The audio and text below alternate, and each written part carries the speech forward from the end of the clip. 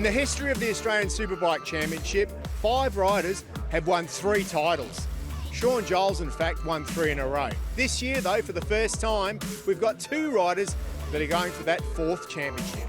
To win 4 championships would be extremely special. No one's been able to do it yet. I look at guys that have won the 3 championships and I don't see myself, I think, Sean Giles or Glenn Allen, you look at them and you think they were the guns. It would be extremely special to be the only one that's done that. And that's what I'll try my hardest to do.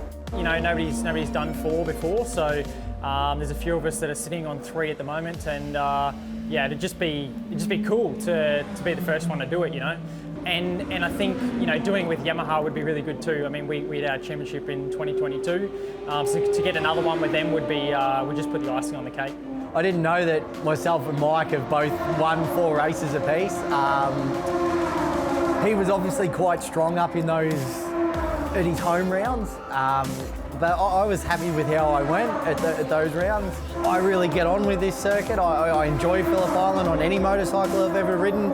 I've ridden numerous different manufacturers and all had success on those bikes. I just happen to be on the Ducati, which also likes the track at the moment. So this weekend isn't going to be easy because weather conditions, we don't know what it'll be. The track conditions also, because the circuit hasn't been used a lot, so it's quite abrasive at the moment. So it'll be great to watch, but as a competitor, it's very nerve-wracking. Coming into the weekend here at Phillip Island, we've have a lot of confidence because we've come from 2 rounds in Queensland where I've won all 4 races. So yeah, the confidence is boosted there because of that. I do know that Phillip Island's been a trickier track for me in the past, but having those race wins, I know that I can do it. So that definitely elevates me heading in the weekend. Yeah, for the rest of this year, I just need to get the job done. A little bit different for the other guy. When you're the one being chased, the chaser, they can hang it all out and do whatever they have to do. Like Morgan Park, that's the kind of circuit that you have to ride with, I don't care. I'm putting it all out there, and if I crash, I crash. If I win, I win. If you start riding trying to be too safe, you can pick so many problems with that circuit. So I need to just worry about myself and be smart. We've got 3 rounds to go. We're sitting in a nice position. We're 2nd place in the championship. We've clawed back a lot of points from the start of the year, albeit we're still 17 points behind Josh.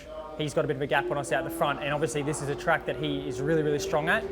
So for sure, we will re-evaluate at the end of this weekend as to how it goes. But look, the biggest thing is that he's got a bit of a buffer there. Reality is he doesn't have a whole lot of pressure on himself. You know what I mean? He can do it probably pretty easy, I think. But for me, I'm just trying to look to get the most out of myself. You know what I mean?